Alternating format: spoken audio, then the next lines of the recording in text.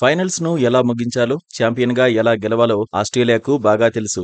Format ఏదైనా confident గా బరిలో దిగుతుంది. ప్రత్యర్థులను వణికించేస్తుంది. ఒక విభాగంలో తడబడినా మరో విభాగంలో పైచేయి సాధించేందుకు కసితో ప్రయత్నిస్తుంది. వరల్డ్ టెస్ట్ ఛాంపియన్షిప్ లోనూ ఆస్ట్రేలియా ప్రత్యేకతను చాటుకుంటోంది. సౌత్ ఆఫ్రికాపై పక్కా ప్లానింగ్ తో బరిలో దిగింది. లార్డ్స్ లో తొలి ఇన్నింగ్స్ లో సఫారీలపై పైచేయి సాధించింది. నిజానికి తొలి ఇన్నింగ్స్ లో బ్యాటింగ్ చేసేటప్పుడు ఆసీస్ తడబడింది. సౌత్ ఆఫ్రికా బౌలర్లను ఎదుర్కోవడంలో ఇబ్బంది పడింది. తొలి ఇన్నింగ్స్ లో 212 పరుగులకే పరిమితమైంది. వెబ్స్టర్ 72 పరుగులతో టాప్ స్కోరర్ గా నిలిచాడు.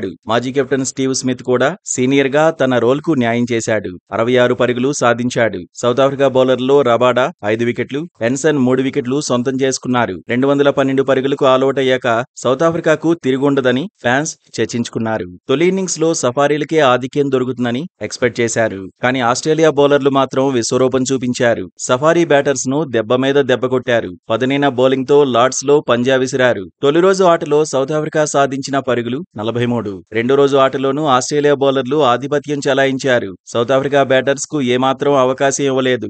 భారీ భాగస్వామ్యాలు నమోదు కాకుండా చూశారు. ముఖ్యంగా ఆస్ట్రేలియా కెప్టెన్ కమిన్స్ అదరహో అనిపించాడు. కెప్టెన్ గా బాధ్యతతో బౌలింగ్ చేశాడు. దీంతో సౌత్ ఆఫ్రికా జస్ట్ 138 పరుగులు మాత్రమే సాధించింది. ఒక్కరు కూడా కనీసం 50 పరుగుల మార్కును అందుకోలేదు. తొలి ఇన్నింగ్స్ లో ఆస్ట్రేలియాకు కీలకమైన 78 పరుగుల ఆధిక్యం దొరికింది. ఆస్ట్రేలియా కెప్టెన్ కమిన్స్ 18.1 ఓవర్లలో 28 పరుగులు మాత్రమే ఇచ్చాడు. 6 కీలక వికెట్లు తీశాడు. టెస్టుల్లో 300 వికెట్ల మైలురాయిని అందుకున్నాడు. తొలి ఇన్నింగ్స్ లో కాన్ఫిడెంట్ గా ఆడితే సౌత్ ఆఫ్రికాకు ఆధిక్యం దొరికేది. కానీ కనీసం 150 పరుగుల మార్కును కూడా టచ్ చేయలేకపోయింది. దీంతో ఫైనల్స్ అనగానే సౌత్ ఆఫ్రికా షేక్ అయిపోతుందనే చర్చ జరుగుతోంది.